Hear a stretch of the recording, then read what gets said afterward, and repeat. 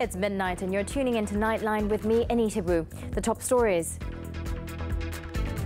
Tan Sri Muhyiddin Yassin to tender his resignation as PM on Monday, says Bersatu.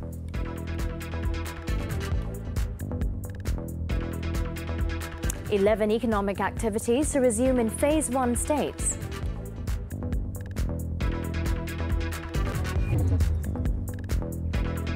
And President Ashraf Ghani leaves Afghanistan as Taliban reaches Kabul.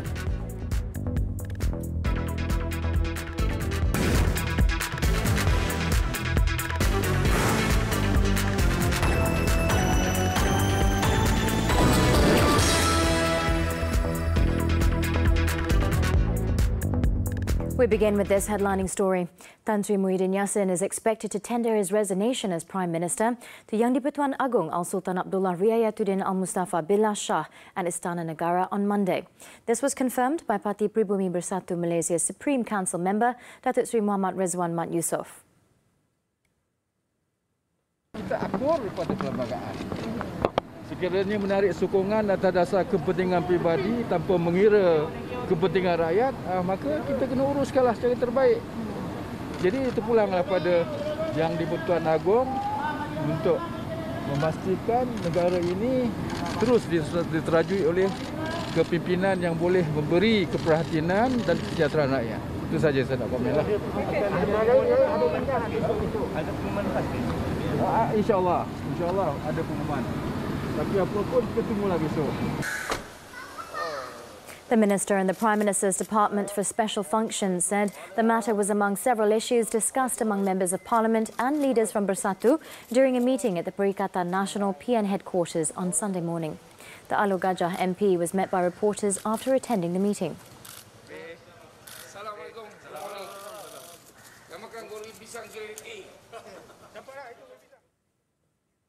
Meanwhile, several media outlets which quoted sources reported that Tan Sri Muhyiddin, who chaired the special Bersatu meeting at the PN headquarters in Publica, had informed his decision to resign to the party lawmakers during the 2-hour meeting.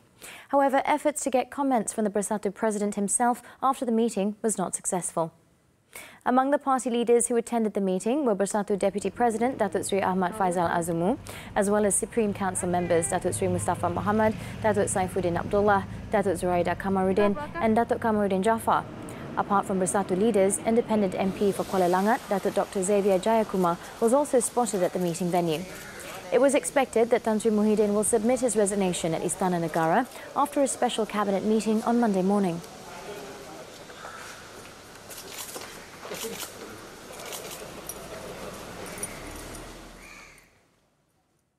In the meantime, a meeting between several leaders from UMNO and Bersatu took place at a hotel in Kuala Lumpur on Sunday, purportedly to discuss a new candidate for the Prime Minister's post.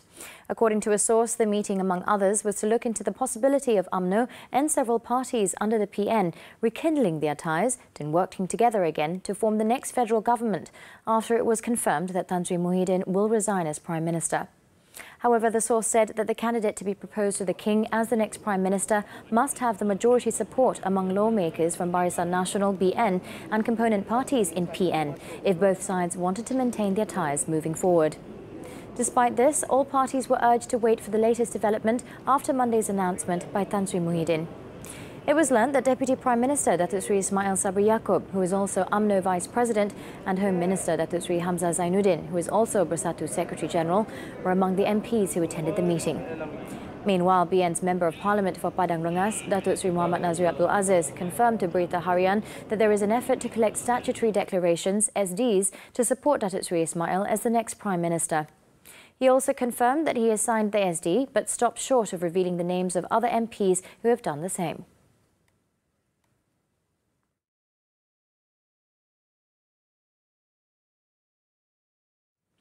Now, whoever the King appoints to lead the federal government should, above all, put the people's interest first. According to former Second Finance Minister Datuk Sri Johari Abdul Ghani, this includes the people's welfare, as well as ramping up the country's COVID-19 vaccination program. He said the individual who helms Putrajaya must ensure that the necessary aid reaches the people as a whole, as well as more attention being given to investors in the country to boost their confidence. This as the impact of the pandemic in the past 17 months has been devastating to the country's economy and the people, especially those from the B40 and M40 groups. Siapa yang mengambil alih government ini, interim government ini, sekiranya ianya berlaku interim government,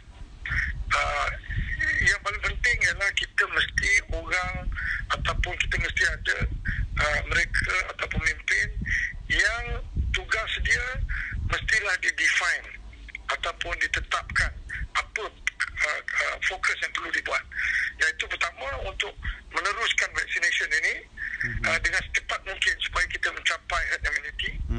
Nombor dua, dia juga perlu melihat dari segi bagaimana kita engage dengan economy stakeholders ni, supaya pelabur-pelabur kita yang ada dalam negara hari ini tidak kecewa, dan kita kena engage dengan mereka supaya mereka dapat kita atasi segala masalah yang mereka hadapi. Dan juga tidak lupa kepada rakyat yang terjejas dengan pandemik ini. Kita kena tengok, kita kena lihat, tak cukup untuk bagi satu bakul makanan untuk mereka hidup 6 bulan. Ini semua kita nak kena tengok, sebab mereka terkesan begitu teruk di bawah.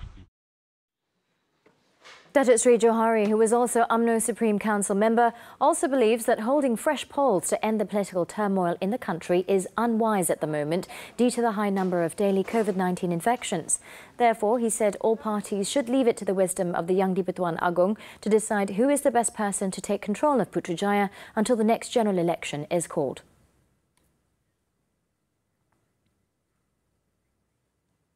The government has lifted restrictions for 11 types of economic activities in states under Phase 1 of the National Recovery Plan (NRP) effective Monday. Prime Minister Tan Sri Muhyiddin Yassin said the leeway given, however, can only be enjoyed by those fully vaccinated, in which customers must produce their COVID-19 vaccination digital certificate as proof before entering the business premises. In a statement on Sunday, Tan Sri Muhyiddin said the 11 businesses allowed to resume operations are car wash services, electrical and electronic shops, household items and kitchen appliances, furniture and sports equipment outlets. Also allowed to resume are car accessory outlets, car sales and distribution centres, morning and farmers markets, clothing and accessories, jewellery, as well as barbers and hair salons for basic haircuts. He, however, explained that for clothes, fashion and accessory stores, jewellery, as well as barbershops, hair salons and beauty centres, there are additional health standard operating procedures, SOPs, that must be adhered to. These include wearing gloves, limiting engagement time between staff and customers, and prohibiting the use of fitting rooms. Meanwhile, the Prime Minister also listed out 11 additional types of business activities in the trading and distribution sectors that are allowed to resume under Phase 2 of the NRP, also effective Monday. Among the business categories allowed are photography shops and services, shops selling second-hand items, florists and nurseries, handicraft and souvenir shops and toy stores. Tan Sri Muhyiddin clarified the latest privileges announced will apply to all phases under the NRP, with condition that at least 50% of the adult population in that particular state has been fully vaccinated. As of August 14th, the full vaccination rate for the adult population in the Klang Valley had reached 64.7%.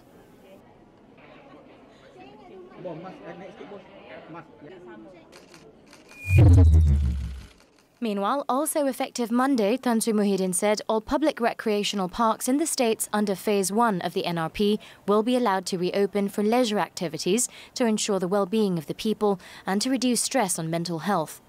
However, only individual activities would be allowed, such as jogging, cycling and exercising, in line with the SOPs for sports and leisure under the NRP. He hoped that members of the public will not abuse the SOP relaxation given by crossing other states or districts to visit recreational parks, adding that such relaxation is important for the people to have more time in the open rather than being confined at home. As for the tourism sector, the Prime Minister said the government is studying the views and feedback from stakeholders on the proposal to make Langkawi Island a pilot project for a tourism bubble destination. He said the proposal is being studied by Tourism, Arts and Culture Minister Datuk Sri Nancy Shukri and will be finalised through a series of discussions. Besides Langkawi, the government also has plans to implement a tourism bubble approach in more destinations, especially those that have good methods of controlling the movement of tourists, such as other resort islands throughout the country. Still ahead on Nightline, herd immunity achieved in Kuala Lumpur. Don't go away.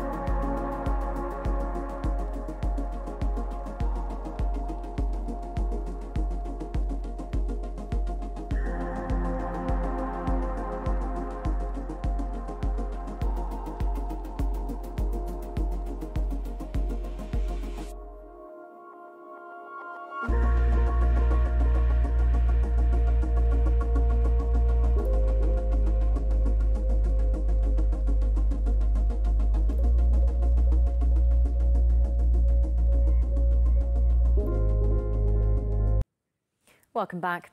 The Education Ministry has announced on Sunday that school sessions for face-to-face learning, originally scheduled to reopen on September 1st, has been postponed by a month to October 3rd. Senior Education Minister Dr. Razzie Jidin said schools will reopen in stages, starting with exam year students in Forms 5 and 6, adding that it will not involve schools in Phase 1 states, in line with the National Security Council's standard operating procedure. Berdasarkan penelitian semasa, KPM telah membuat ketetapan bahawa pembukaan semula sekolah dilewatkan sedikit ke 3 Oktober 2021.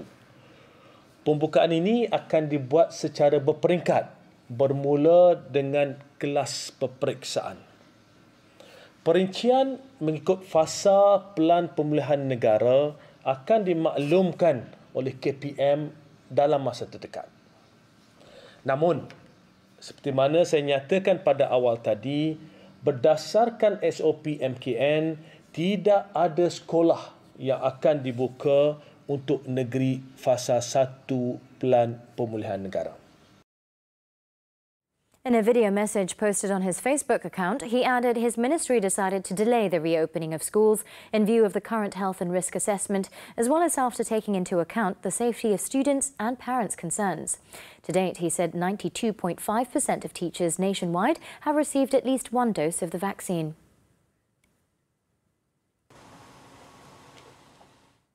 The National COVID-19 Immunisation Programme is on track to achieve its target of getting 50% of the adult population fully vaccinated this month. Its coordinating minister, Kari Jamaluddin, said the immunisation programme administered 12 million doses last month, which were more than the 8 million cumulative doses it had administered from the start of the programme in February until June. We started the month behind advanced countries like Australia, Japan and South Korea, but finished the month considerably ahead. Our ramp-up has been internationally recognized, and we have been recording daily vaccinations in excess of 500,000 doses. This shows us what we have always known. What was holding us back was not the lack of capacity, resources, or competency, but rather not having a consistent supply of vaccines due to global vaccine inequity and the hoarding of vaccines by certain countries, which has been condemned by the World Health Organization.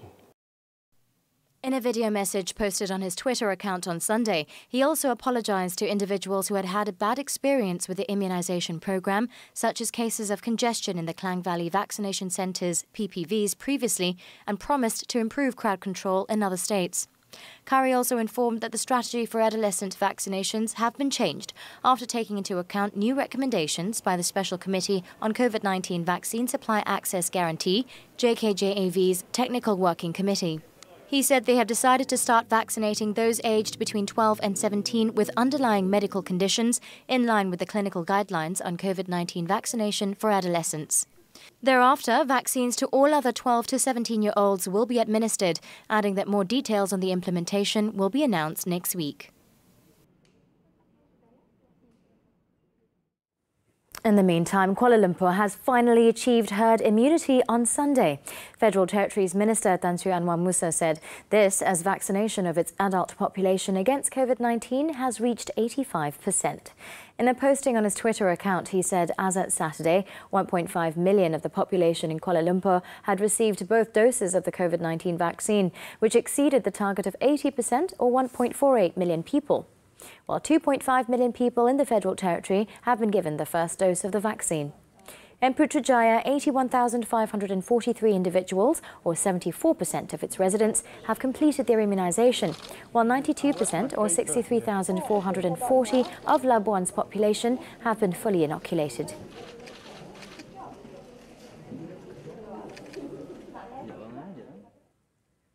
Employees of manufacturing companies who are present at their work premises are required to undergo bi-weekly RTK antigen tests approved by the Health Ministry, and these tests can be undertaken via self-testing methods or at health facilities. The International Trade and Industry Ministry, MITI, said the move is in addition to the existing standard operating procedures, SOPs, as a proactive measure to curb the spread of COVID-19 among workers. In a statement on Sunday, MITI also said in addition to this, current SOPs such as physical distancing and the use of face masks are still applicable and mandatory for the companies. The ministry also reminded the companies to follow the SOPs, adding that legal action, including compounding or suspension of company operations, may be taken against them for non-compliance. This came following a statement by the Prime Minister on the government's decision to allow non-essential sectors, namely manufacturing, construction, mining and quarrying, to resume operations starting Monday. This applies to states under Phases 1 and 2 of the National Recovery Plan, and the operation capacity is based on the company's rate of fully vaccinated workers. Companies with fully vaccinated workers between 40 and 59% will be allowed to operate at a 60% capacity, whereas those with fully vaccinated workers between 80 and 100% will be allowed to operate at full capacity. MITI said companies would be required to make an official declaration of the names and number of fully vaccinated employees in the COVID-19 Intelligent Management System, CIMS 3.0 system, after which they may download the new operating approval letter. This declaration is limited to the manufacturing sector only, and confirmation on the vaccination rate of employees will be made through a review with the COVID-19 Immunisation Task Force, CITF. Periodic verification visits will also be carried out by enforcement personnel on the manufacturing sector companies. Over 700 dead while search for survivors continues after powerful quake in Haiti. This and more on the Foreign Front when we return. Do stay with us.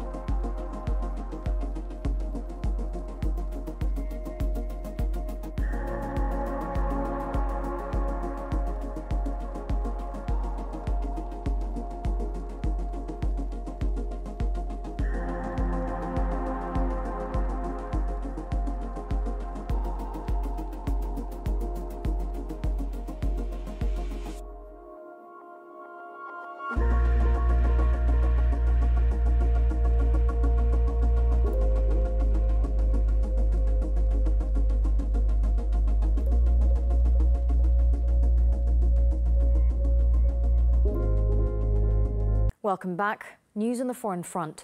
President Ashraf Ghani has fled Afghanistan on Sunday, effectively ceding power to the Taliban as they reach the capital, Kabul, to seal a nationwide military takeover in just 10 days. A spokesman said they are awaiting a peaceful transfer of the city after promising not to take it by force. The Taliban's announcement signaled the insurgents were confident of taking power imminently as the United States and other nations rushed to evacuate their citizens from the capital. The acting Afghan Interior Minister, Abdul Sattar Mirzaqual, has stated via a television address on Sunday that Kabul is secure and that there would be a peaceful transition of government.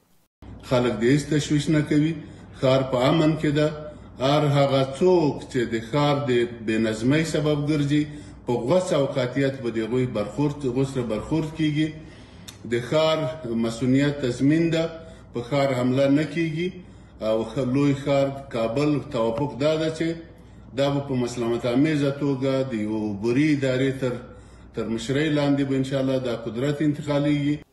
Meanwhile, Russia is working with other countries to hold an emergency UN Security Council meeting on the situation in Afghanistan. The capture of Kabul would see the hardline Islamic group taking back power 2 decades after US-led forces toppled it in the wake of the September 11 attacks in 2001. In a nationwide offensive that has just taken over a week, the Taliban has defeated, co-opted or sent Afghan security forces fleeing from wide swaths of the country, even though they had some air support from the US military. The lightning speed of the push has shocked many and raised questions about why Afghan forces crumbled despite years of US training and billions of dollars spent.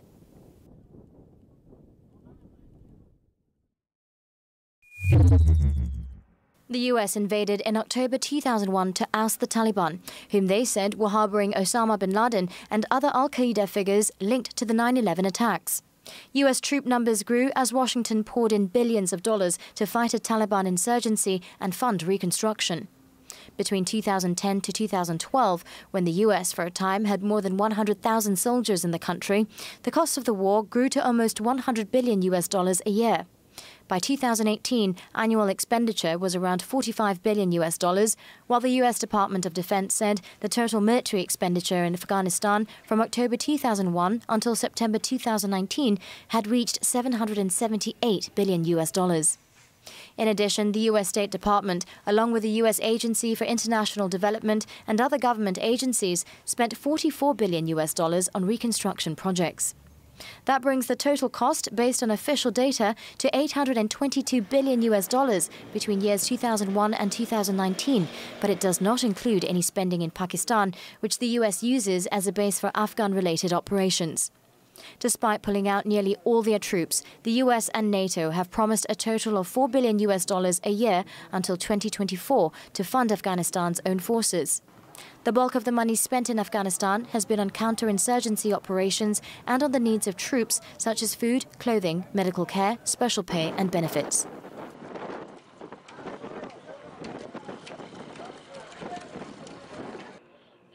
Rescue workers were scrambling to find survivors after a powerful 7.2 magnitude earthquake struck Haiti, killing at least 724 people, injuring 2,800 others and destroying hundreds of homes.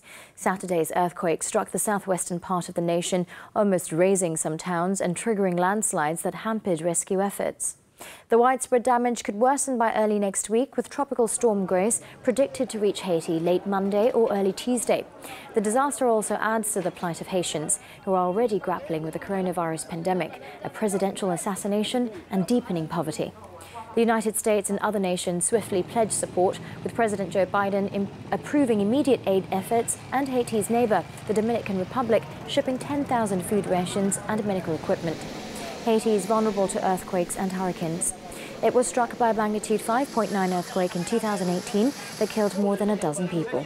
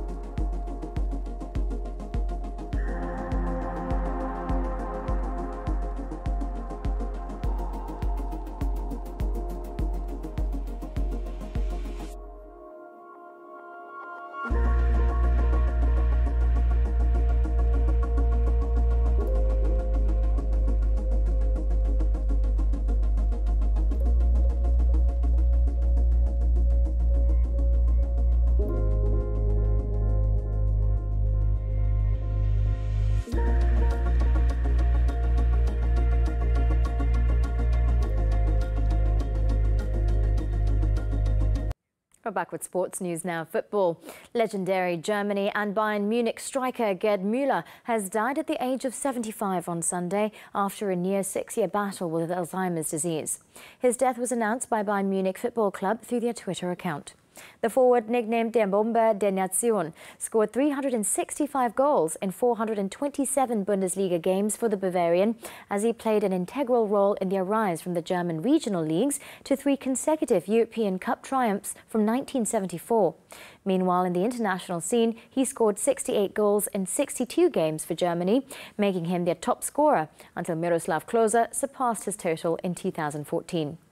His most important goal came in the 1974 World Cup final when he scored the winning goal in the 2-1 win over Netherlands, which was his last game as a West Germany international.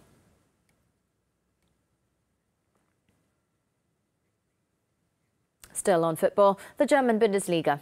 Star striker Erling Haaland scored twice and set up another 3 goals as Borussia Dortmund steamrolled past Eintracht Frankfurt 5-2 on Saturday to put down a marker in their Bundesliga opener.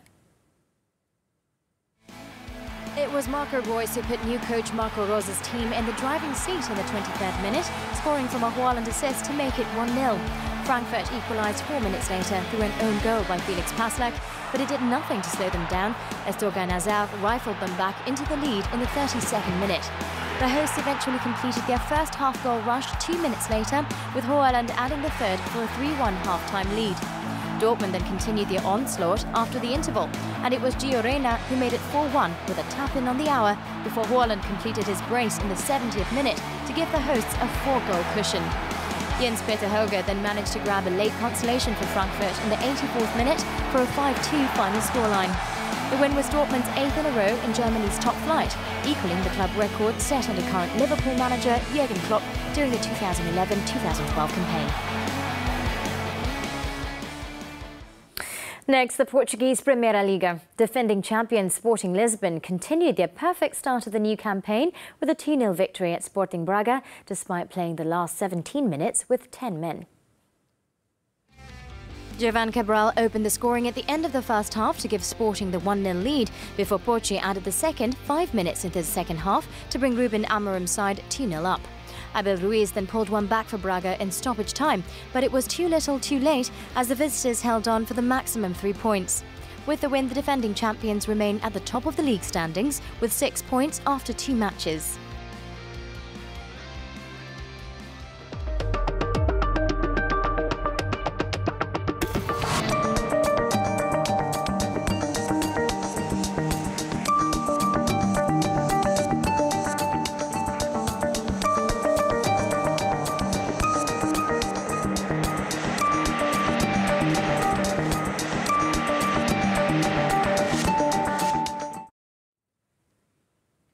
Over in Belgium, Hyundai Motorsport racer Thierry Neuville clinched his first victory of the FIA World Rally Championship season on home soil on Sunday, after having led the entire event at Spa-Francorchamps circuit. Toyota's Sébastien Ogier, meanwhile, took 5th, but the Frenchman had extended the championship lead with 4 rounds remaining. Let's take a look at the highlights as we wrap Nightline this time around. With that, I'm Anita. Thank you for tuning in, and be well, Malaysia.